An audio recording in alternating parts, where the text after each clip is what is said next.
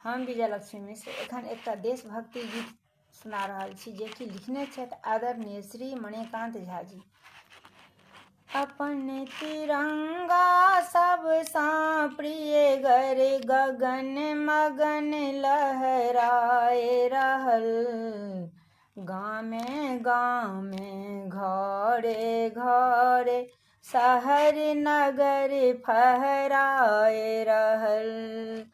अपन तिरंगा सबसा प्रिय गर गगन मगन लहराए रहल, गामे गामे घरे घरे शहर नगर फहराए रहल। तीन रंग सा बनल ई झंडा, ताहि मध्य अछि चक्र निशान, सदिखन चलती रहियौ बाबू तकर करलक ऐलान।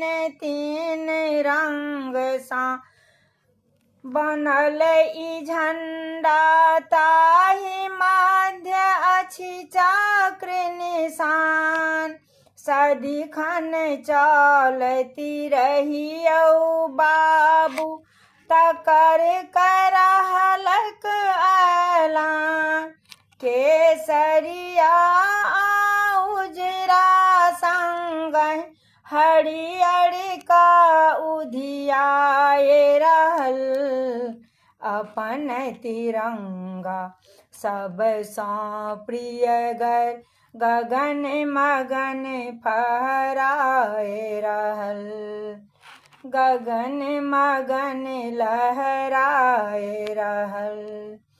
प्राण सँ प्यारा अछि तिरंगा, एकरा रखिया खूब जोगाई। प्राण सँ प्यारा अछि तिरंगा, एकरा राखी खूब जोगाई। झुकै नहि कखनो ई बौआ, सेहो मन में धरि जुगताई।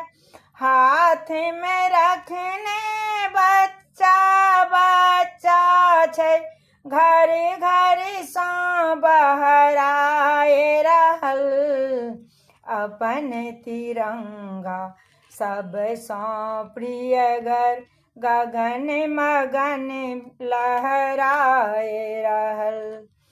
बापू बिस्मिल मंगल सुभाष सब क्यों सब दिन एकरा पूजलनि, अपन जान सँ बेसी बौआ झंडा के कीमत बुझलनि।